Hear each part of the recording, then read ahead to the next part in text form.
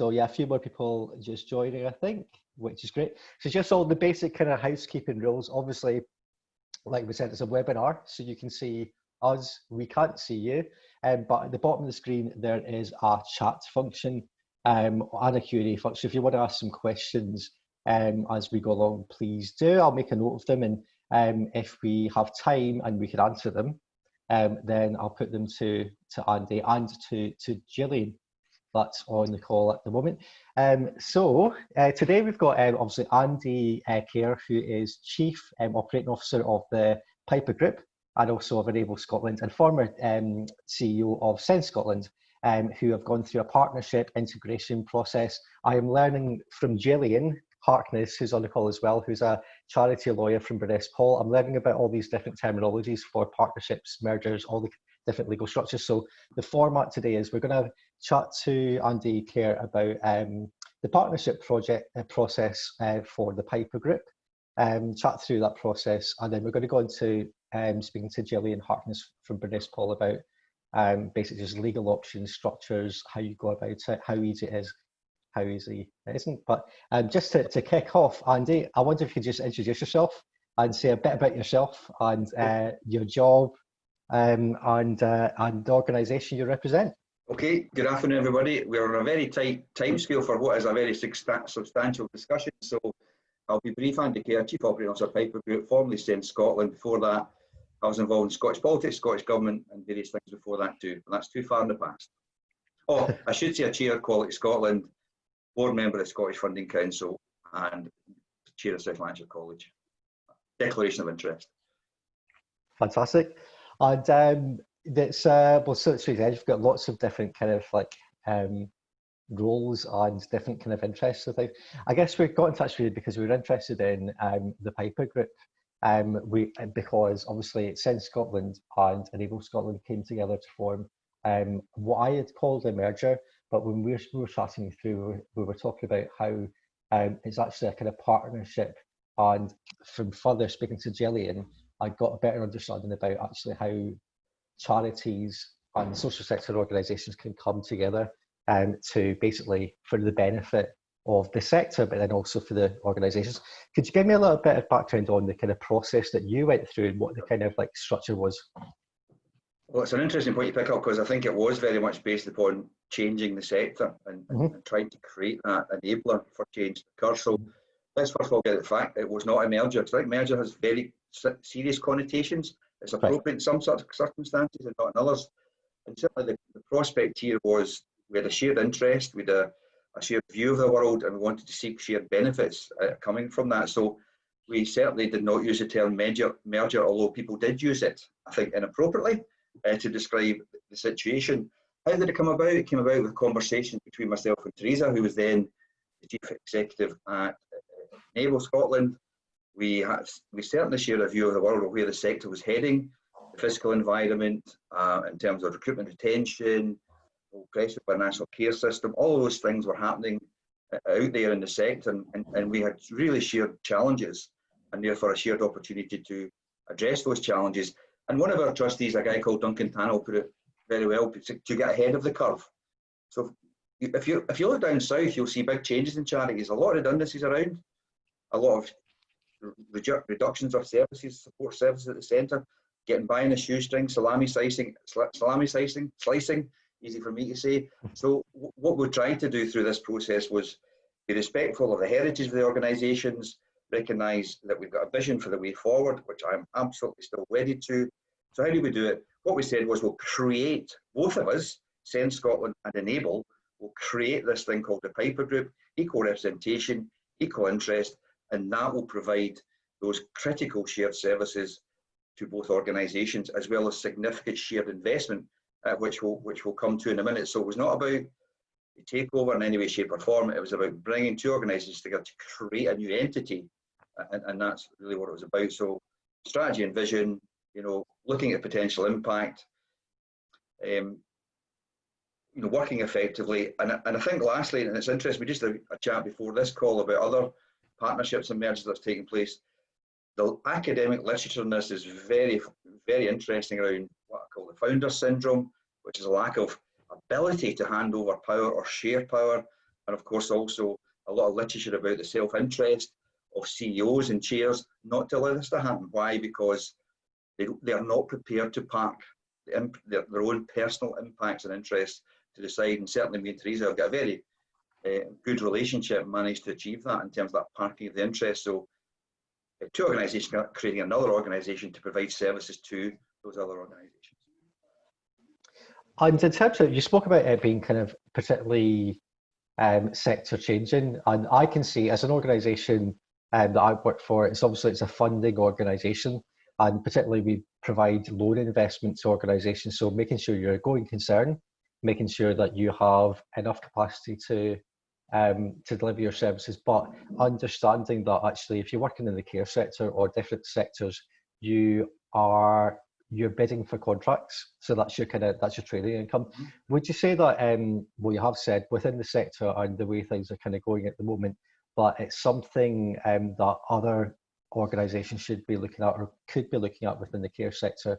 And I guess just from your experience, what do you think are the really important things to get right if you're looking to go about this? What works well for you? The getting it right bit is due diligence, making sure you get everything, all your ducks in a line, the legal, the employment, the commercial, all of that needs to be done. And why does it fit? So I think the only merger that occurred was the merger of minds over what needs to be done here, because if you look across the social care sector, what is it, 14% on deficit, 42% are using reserves, there's redundancies, there's all of those slimming downs, and there's not a big, in my view, step change. Get ahead of that, get ahead of those pressures, which is what this is about.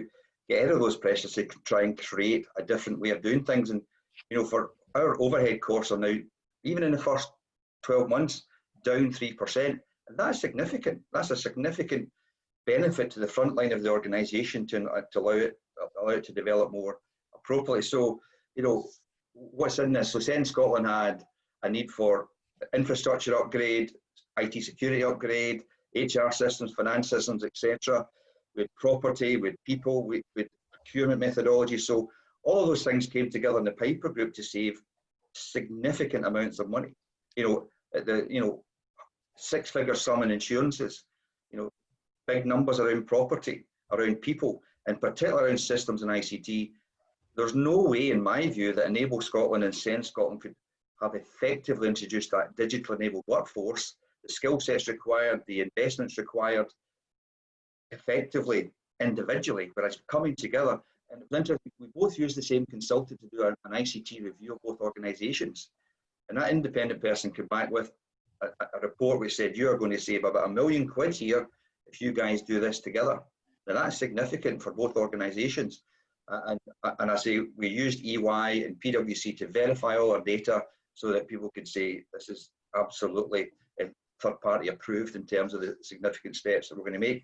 We also mentioned an interesting point for me, and I'm conscious of time, but we've got a fractured system at the moment in social care. We're looking to the future, particularly post-COVID, to see how do we fix this commissioning environment. It's a very crazy system we operate, but actually I think there's also a duty on providers to come up to the plate in terms of making change internally, in terms of how efficient we are as providers, what changes we can make.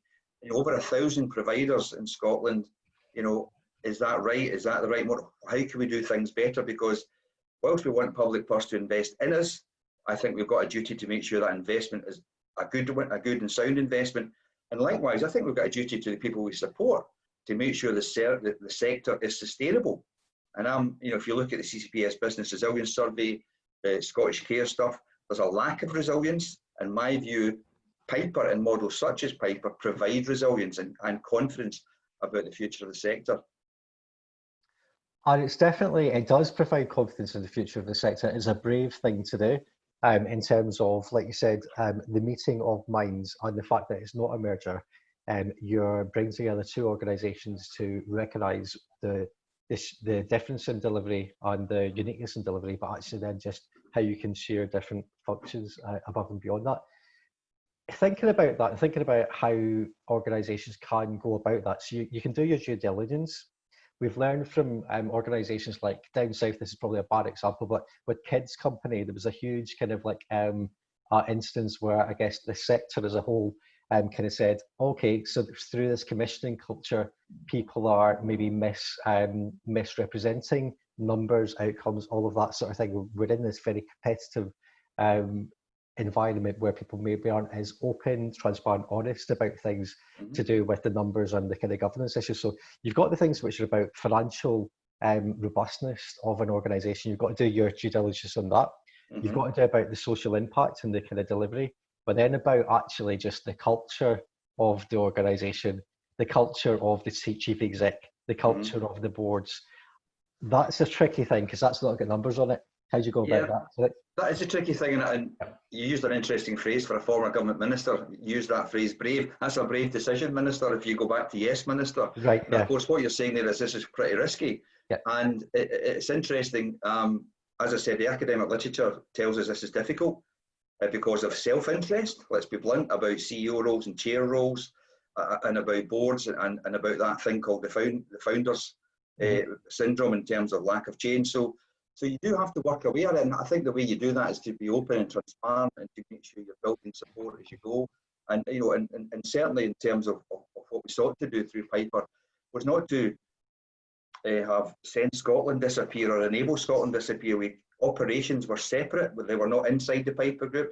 So the Piper Group was supporting the operations of both organisations. So the families and the people we support would not see any change to how they were being cared for, apart from improvements, about how they were cared for because of the digital enablement of the workforce, etc. So the cultural fit, there was a meeting of minds, there was a shared view of the world, the external environment, the internal challenges we faced.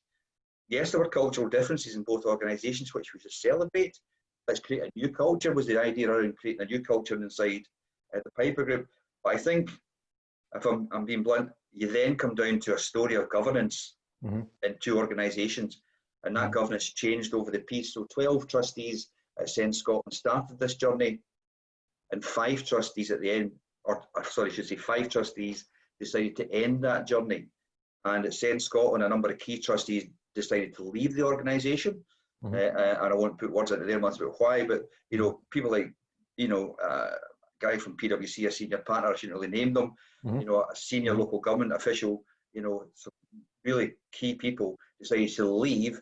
And there were 5 trustees left at the end of this who took a decision to leave the Piper Group. And I would argue, without being respectful to them, without the adequate due diligence around what was being done there. So the cultural fit was good at the start, but there was a sense with those trustees who were left, those 5, that somehow this was a takeover.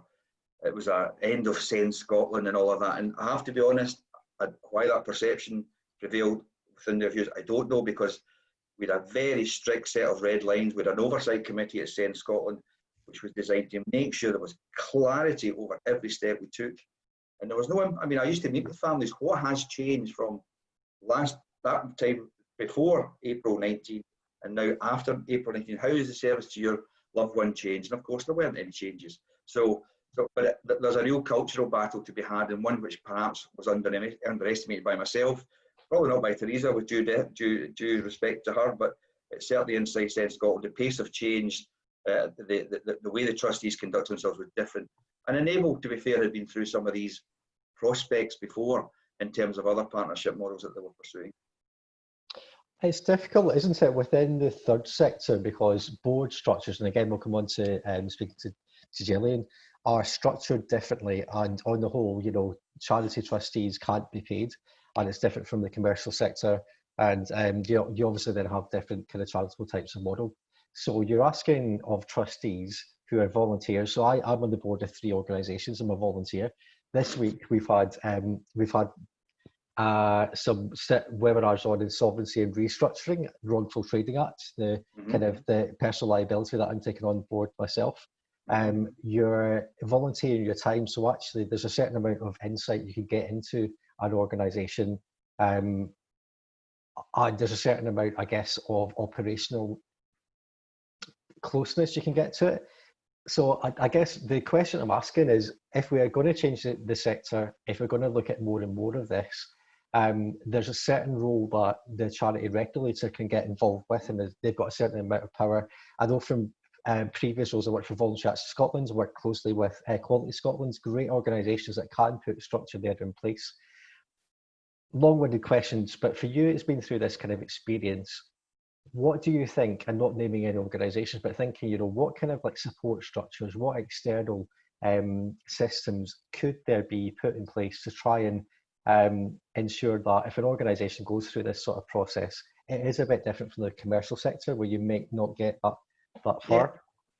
Yeah. Well, first of all, boards are a good thing. They're a critical friend. They're there to challenge executives. They're there to do a good thing. But actually, there's a capacity issue around board members' ability to do so. So, yeah, as you say, they don't go through. They should go through, but don't go through the same rigorous process, I think, for appointments in the commercial world. I think in terms of governance, there's skill sets that need to be developed much more vigorously than they are just now around commercial law, charity law, employment law.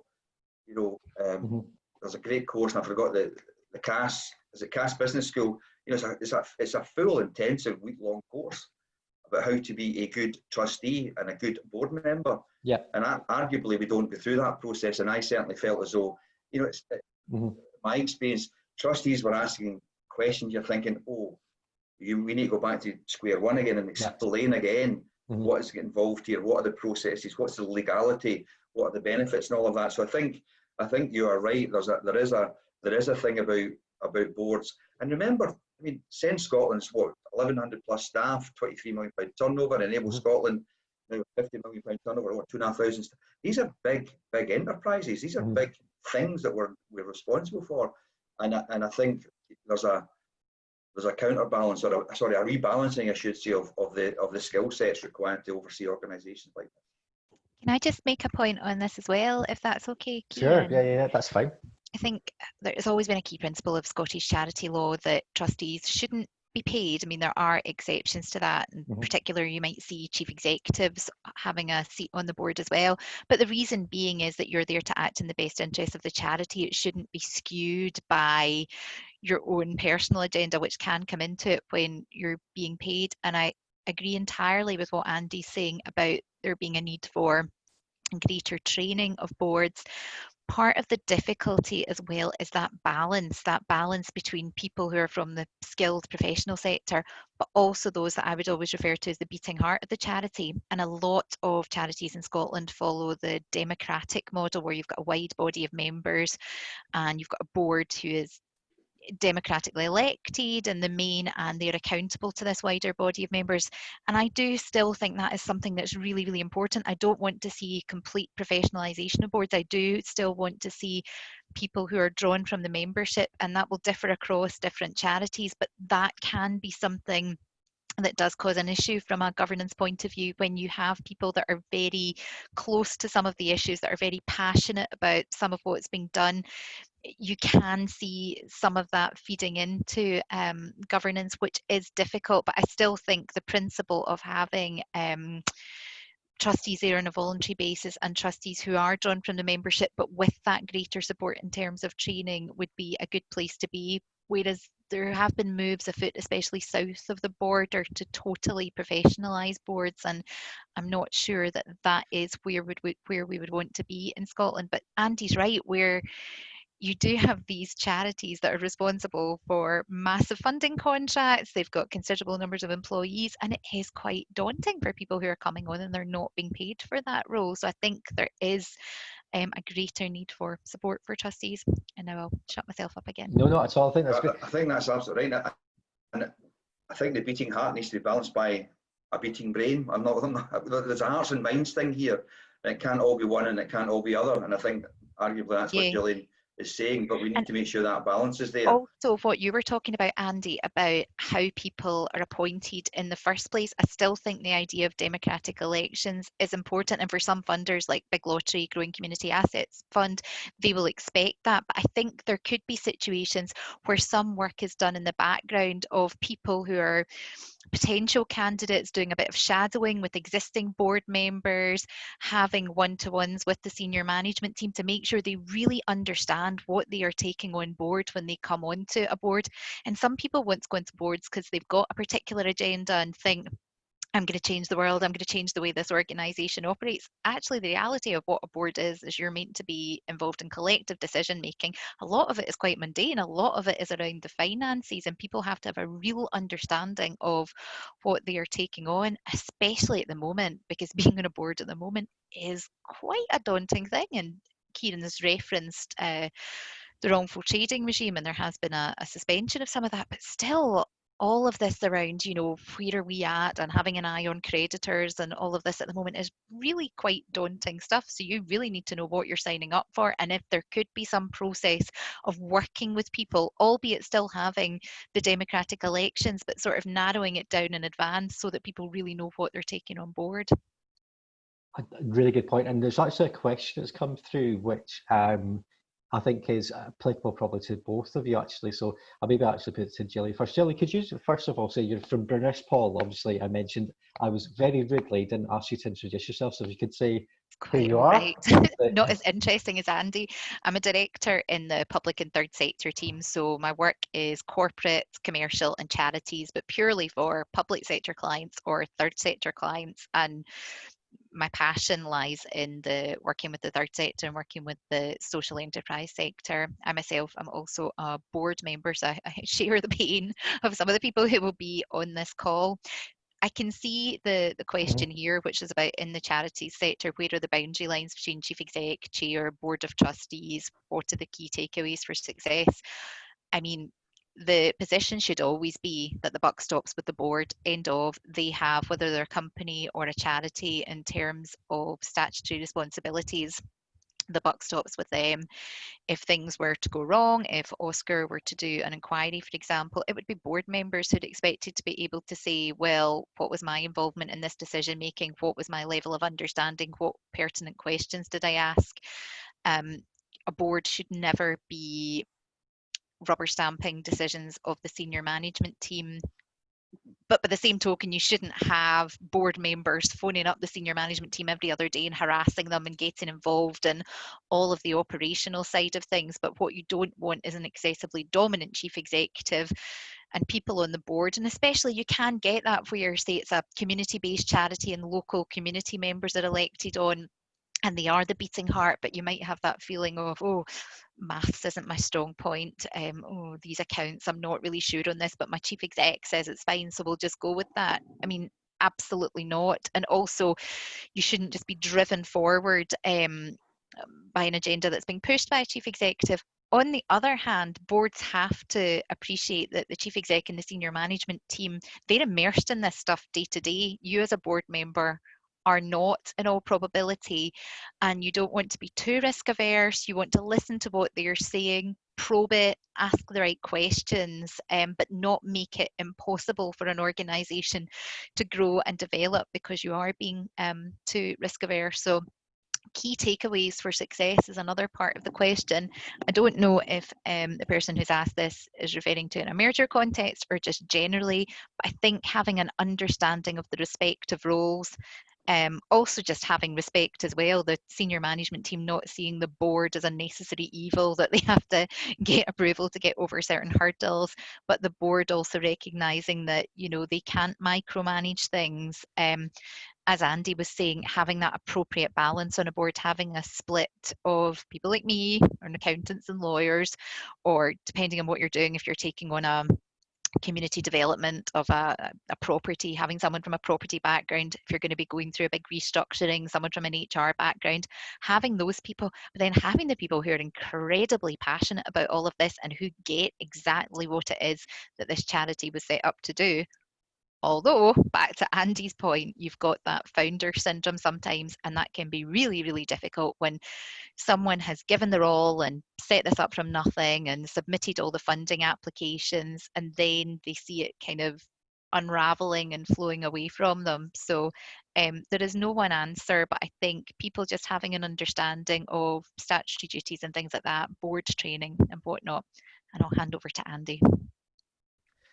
I think, yeah, great. But with that question specifically, I think, Andy, I think it's really encouraging because actually I'm encouraged that the Piper Group went forward with this measure. You think it's a good model and you are keen to speak to other organisations about mergers and things like that. That's really reassuring, I think, to the sector. Yeah. So thinking about that question, like what you know now, are you approaching things differently? So I think that's an interesting point, Kieran, because I'm passionately wedded to the model. Why? Because actually I believe it's the way forward for the sector, and and that's why I'm still involved with Piper, because I absolutely see it as the way forward, and really we do need to change, and if we look at we wanted to set up a flexible, sustainable group model where people could plug in and play, retain their identity, but get the benefit of skill sets, economies and efficiencies, and allow the money to flow not to the centre but to the front line for delivery. And of course that enhances the lives of the people we support. So I'm absolutely still confident that what we set out to do is the right thing. And what's that phrase, imitation is the sincerest form of flattery. The Sense Scotland, who were members of Piper, have followed through all of the innovations, all of the changes. We've had a service contract up till March 31st. So for me, that says there's an awful lot of this done right. And also the independent verification around EY, PwC, Strathclyde University, Robertson Trust, Scottish Government, they're all behind this model. And interestingly, it was a blow, I wouldn't pretend otherwise, but a number of CEOs from other charities saying, well, that's a real pity, because I said, well, actually, it's not a real pity because the model still exists. The model's still there.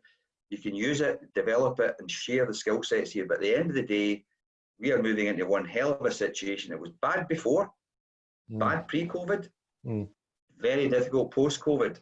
There will be collateral damage in this sector, and those who are best prepared, and I would argue we are, digital systems, latest technologies, state-of-the-art infrastructure, state-of-the-art security, all of that co-investment, which Piper allowed to happen, sets the organisation in a brilliant place.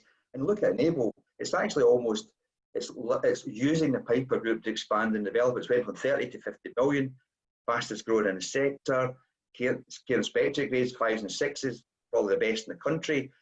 And I'm not saying it's because of the Piper model, because Howard's on the call. He's the Director of Operations at Enable Scotland, so I'm not, but it helps.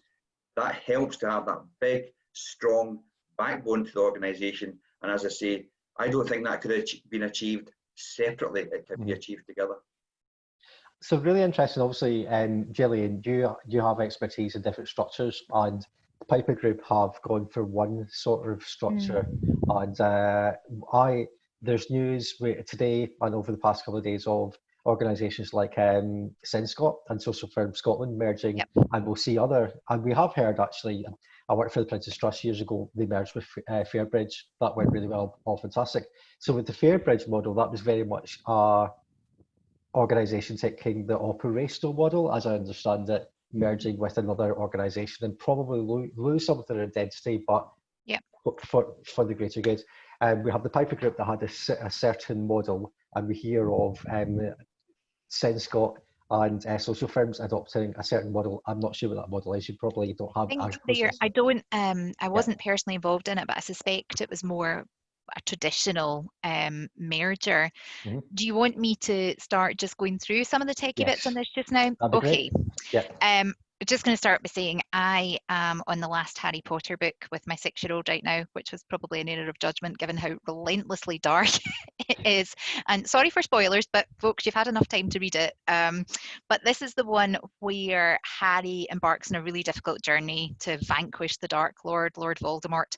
Horrendously painful journey, and he feels at first at the end of the 6th book that he is duty bound to do this because of a prophecy where he's told he is the only person who can basically get rid of Voldemort. But then Dumbledore, headmaster of Hogwarts School of Witchcraft and Wizardry, says to him, that's not why you're going to do this. You're going to do this because of who you are, and you think this is the right thing to do. You think this is right for the wizarding community. And Dumbledore then tries his best to arm Harry with information, the information that he will need to make this journey as smooth as possible. So in a really arrogant way, I'm going to try and be your Dumbledore today And I would like you to channel Harry Potter. I want you to not, if you are considering merger, not do it because you're being told to do it and you feel you're being pushed into it. I want you to look at it as being the architect of your own destiny. And I am not pushing mergers. This is just one of a number of possible responses to the COVID pandemic. But what I want to do is say, if you are thinking about this, I want it to be you that's going out there doing the initial work before a funder comes along and says, nah, there are too many of you in this sector, merge, do whatever form of merger it is. There are too many umbrella bodies, or too many this, or too many that. I want you to be going out and looking at the positives for it, and you need to look at it positively, otherwise it's not going to work. So it's just one potential. So with that in mind, sorry if my eye line looks a bit weird. I'm going to be looking at some slides I have, which Kieran can make available after this. There are two key duties that apply to all of this, I think. If you're on a board, you will know that it is the duty of those on the board to act in the best interests of the charity or of the third sector entity. And arguably, how can it ever be in the best interest of a charity to wind up and to merge? But there also has to be a focus on the service users and what it is that you've been trying to achieve. This duty, though, however, kind of flips when you get into the realms of wrongful trading, and you have to have an eye on the finances of the organisation, and it's limping on. And when does there come a point where you need to sort of flip on preserving the independence and the viability of this to what position are our creditors in?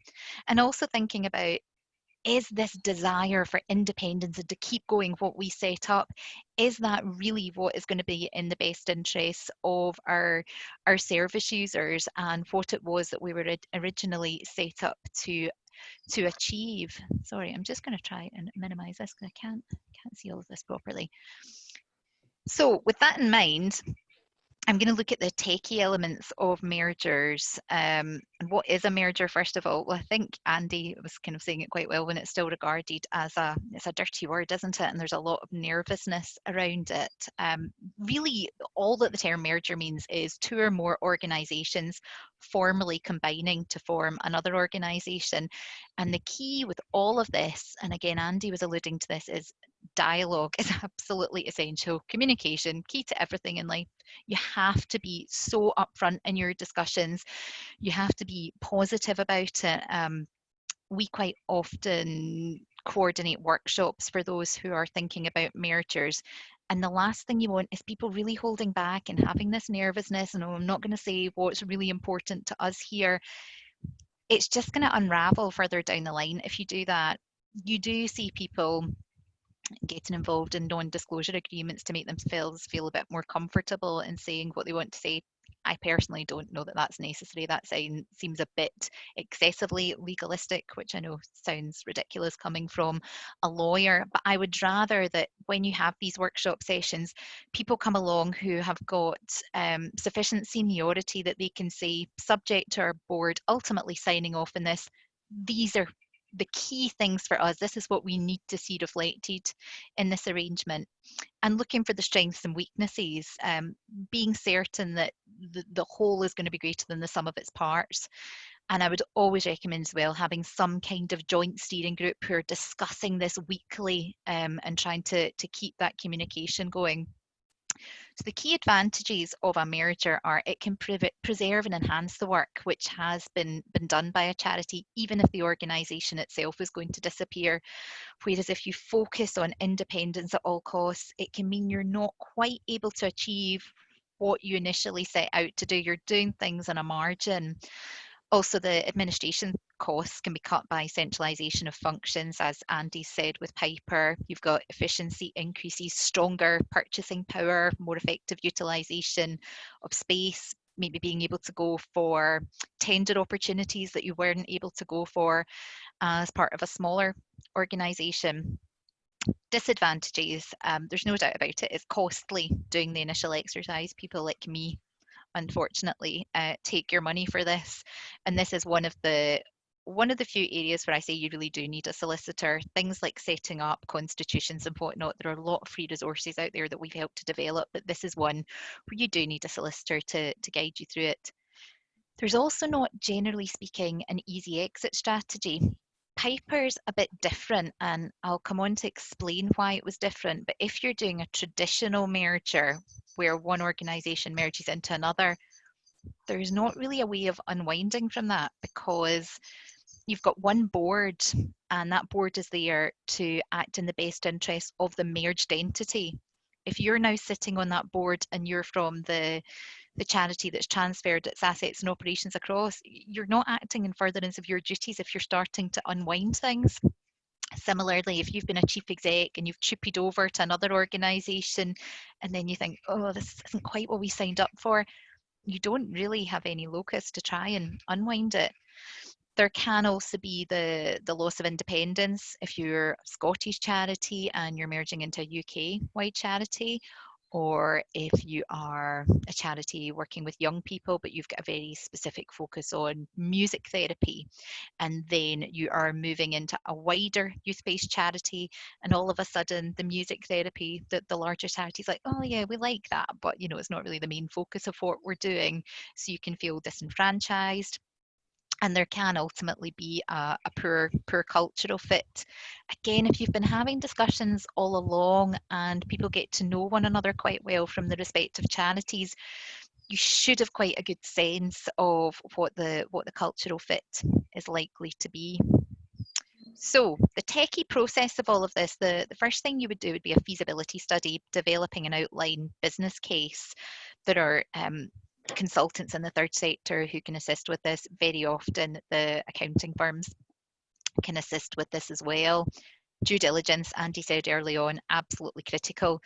And that's all of the organisations involved doing their due diligence, looking at some of the softer side of things and governance policies and the rest of it, but also looking at the legal side very much as well. So if you've got one charity merging into another, the one that's the recipient needs to be looking at everything that they are taking on, all the skeletons in the closet, because they are ultimately going to be the ones who are responsible. Whereas the charity that's maybe going to cease to exist and transferring assets also needs to be comfortable that this charity it's transferring to is in a robust financial position. They're not going to transfer their assets and then it's all going to die a death and funding contracts are going to be terminated, etc. within the next couple of years.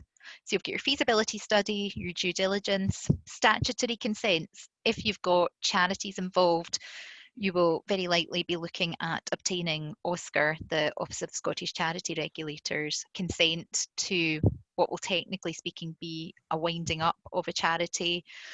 There might also be consents to changing the name, the objects, the articles of the charity that is going to be the entity that continues into the future.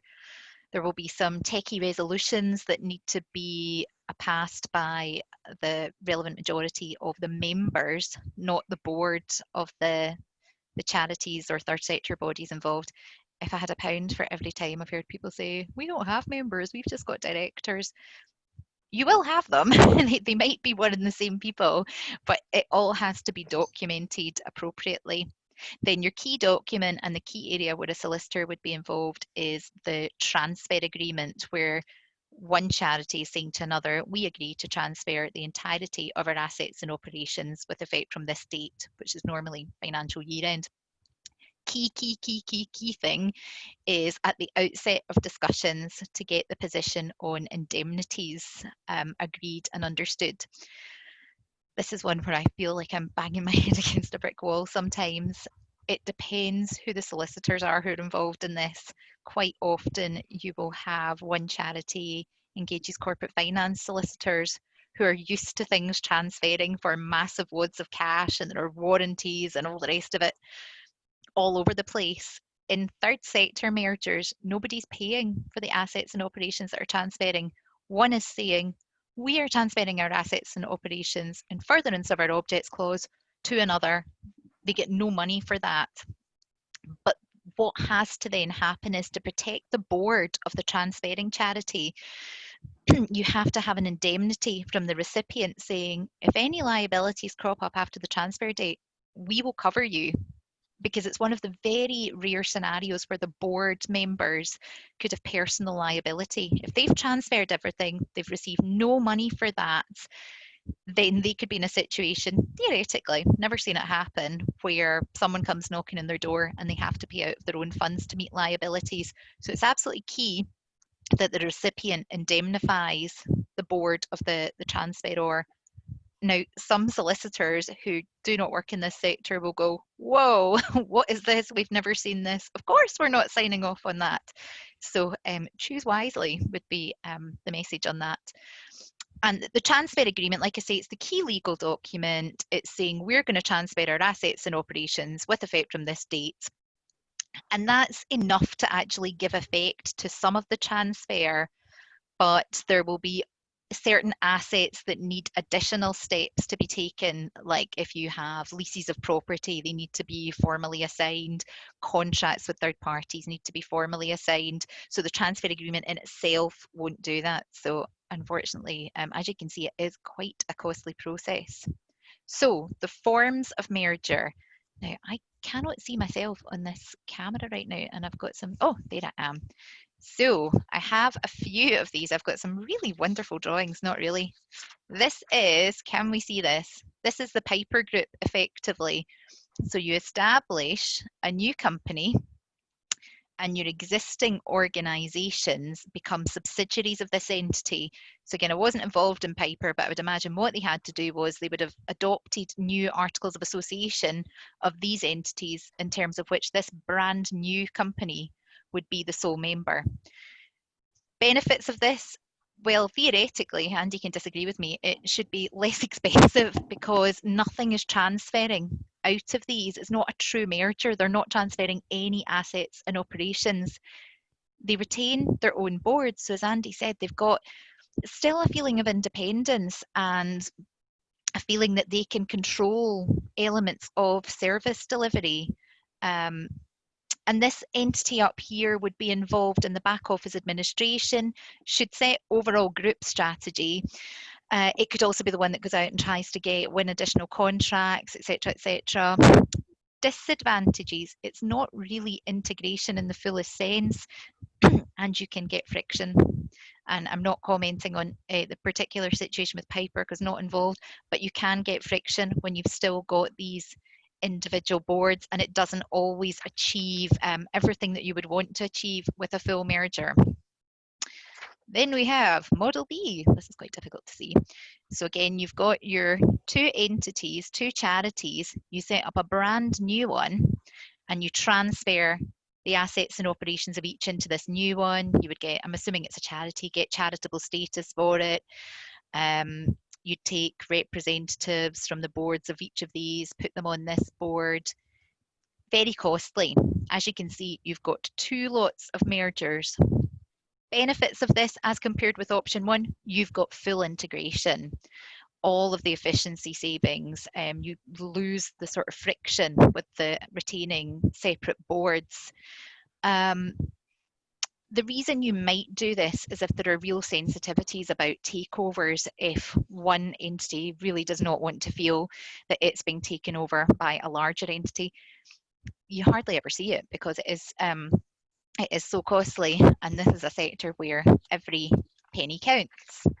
This is by far the most common model. This is terrible. I should really just have done this as a proper diagram.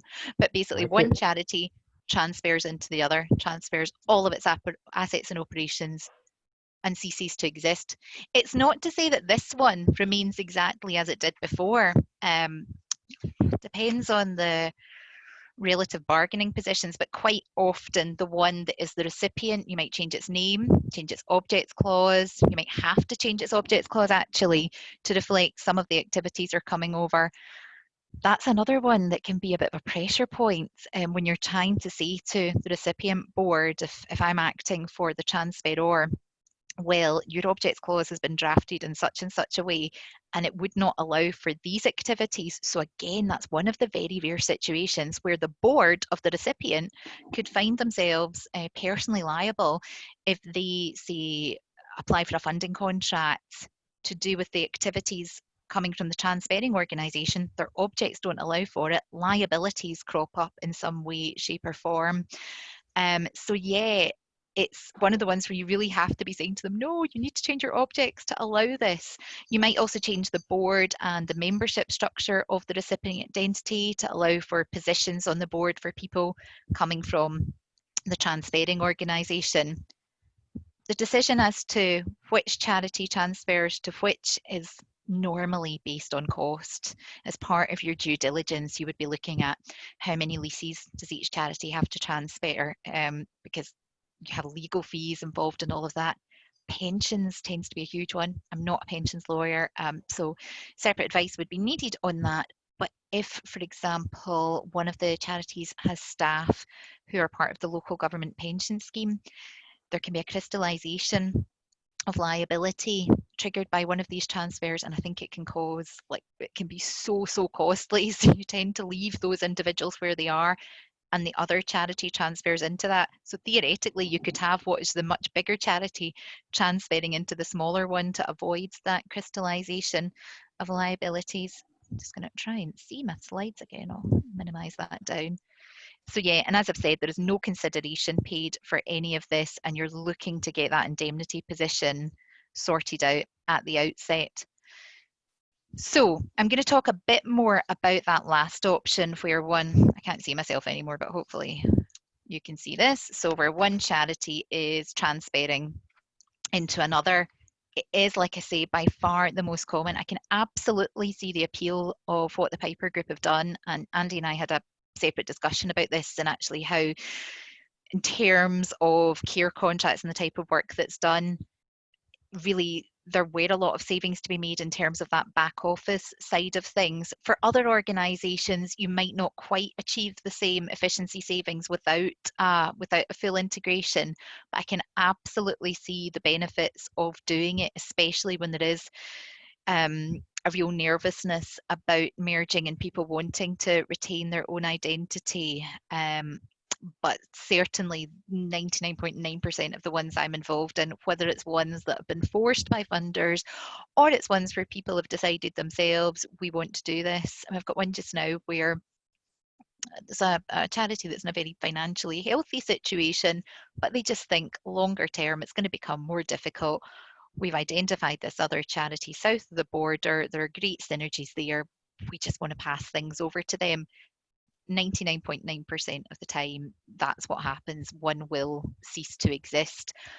But there are ways of making it more palatable, again, depending on that bargaining position. So if you are the transferring entity, you could ask, as part of a restructuring, part of adopting new articles or SKIO constitution of the recipient entity, that they allocate a certain number of places on their board for people who are on the board of the transferring entity, that they build in reference to specialist committees dealing with the work of the transferring identities. So normally constitutions of third sector organisations will say that the board can set up whatever subcommittees they want, but you could build in an absolute obligation on the board saying they have to set up a committee.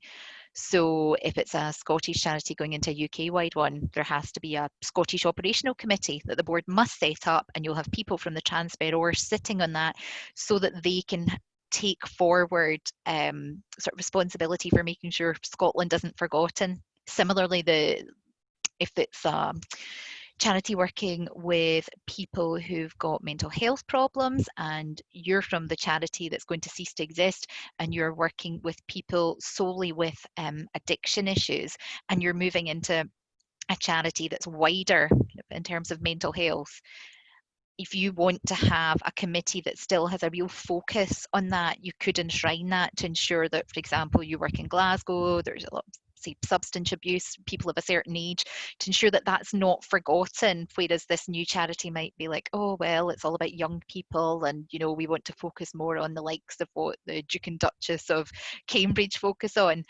So you could build in things like that to make it all a bit more palatable.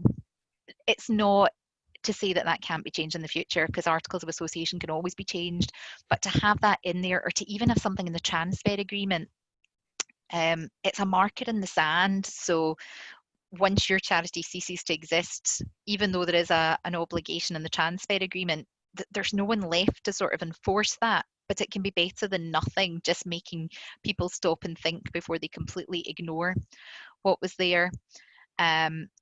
So yeah, the key features, as I've discussed already, you would do your due diligence, you would get Oscar's consent to winding up the transferring entity, you would have to have resolutions passed by the recipient charity, changing its name, its objects, its articles as appropriate, and the transferring charity would have to have a resolution of its members passed saying, we authorise the winding up, the transfer of assets and operations to Charity B, and for our board to take the necessary steps in that regard. And then what would happen is, in terms of people talk about dissolution and things like that and liquidation, actually, if it's a company that's winding up, it's really straightforward. You clear out all of your assets, you wait until you've been dormant for 3 months, and then you stick in a form to Companies House. They publicise it in like the Edinburgh Gazette, and then once you're struck off, you would notify Oscar if you're also a charity. If it's a SKIO, the winding up process would all be done through Oscar. So that is an absolute canter through the key features. Alongside all of that, getting your Oscar consents, passing your resolutions, doing the transfer agreement, you've also got all the other legal aspects such as CHIPI consultations with staff who are transferring, any of the pension side, discussions with key funders. There can be clawback provisions and funding agreements saying if there's a change in control or anything like that, then the funder can claw back your funds. So making sure you're going to your funder at an early time and saying, look, this is what's proposed. The project that you're funding isn't going to be any different. It's just going to be carried out by this law. And actually, that makes all of this more viable. And also just with suppliers as well, discussions with suppliers. So yeah, that's kind of it in a nutshell. I've made it sound very techie and process driven, whereas Andy has given the personal heart and soul to it. Key takeaway though is just have really open discussions, and if you're going to do it, don't be dragged kicking and screaming into it. Don't hold back either. You need to be upfront about what you want reflected as part of the transfer arrangement. And if I was doing a workshop session, I would want to come away from that, actually, regardless of who I was technically speaking acting for, being able to draft something that reflects what everyone is looking for. That's me, Kieran. Boom. Thank you very much. Thanks, Gillian. I think that was really balanced, actually, having both someone who can talk to going through a partnership, merger, different form of bringing the group together with the kind of nuts and bolts and the techie legal aspects of it. Techie aspects. L'Oreal, here's the techie bit, or whatever they say, the science bit. Those adverts are so old, sorry. They are there. But no, I think it's a key takeaway. And as I said before, I'm actually really kind of heartened that the Piper Group have such a kind of positive story, whatever structure you've got, because it is going to be so important for organisations going forward, working in the care sector, working to deliver contracts, or even in smaller organisations looking to be more efficient, because we all know that we don't have a crystal ball, but that's the way that the world is going to go. Another key takeaway for me, for someone that's worked within governance before, is that actually it's not easy at all. You can do as much kind of due diligence as you kind of like before, but actually there are always going to be instances, whether you're merging a charity or not, where you've got a founder who's a chief exec or maybe on the board, and there are kind of wider things, I think, as a sector, and we all need to look at and get to bottom.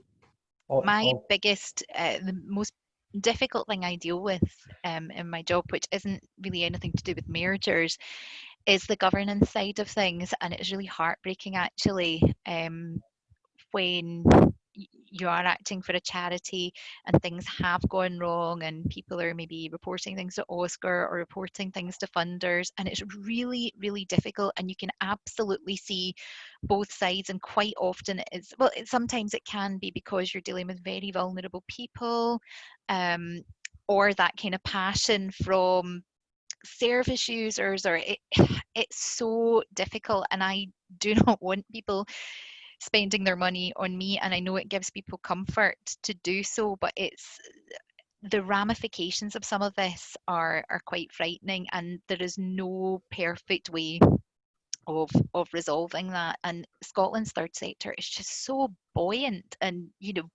I live not far from Govan Hill. That's just an area where there's just so much activity going on, and you don't want to put people off. And we're talking earlier about training for charity trustees, yes, but you also don't want to terrify people and make them think, oh, I never want to get involved in this. It's it's really tricky. It is. So it's great having good legal professionals like yourself, Gillian. So thanks so much for your time again. No problem. Look forward to working with you again. And Andy, thanks so much for your kind offer to get involved in this webinar. We got in touch with Teresa and yourself a couple of weeks ago, and you were like, yeah, no problem. I'd love to get involved. So thank you very much for your time there. There's some stuff in the Q&A that we could probably respond to outside the meeting so that folk get their answers. Yeah, there's a few things there. If you're willing to do that, that'd be great. We'll send that out via a kind of Q&A through an email. We could additionally, if you'd like to do a short blog with us, Andy, there'll be a few kind of like questions there. We could maybe do that onto our website if that's. That might be a better idea. Good. I'm just going to put my email address in the chat. People are always contrary to what people think. I don't actually stick on a time clock and record for every conversation I have with people. So if anyone has any follow-on queries after this, please just get in touch and I'll answer whatever I can. Although I'm technically speaking on holiday at the moment, so maybe wait till next week. Wait until next week. Maybe you can contribute to a little blog with us as well, and we can put them. Love a blog, definitely. Great. Thanks a lot, both. That's great. Thank you. Cheers. Bye. Bye, everybody. Bye-bye.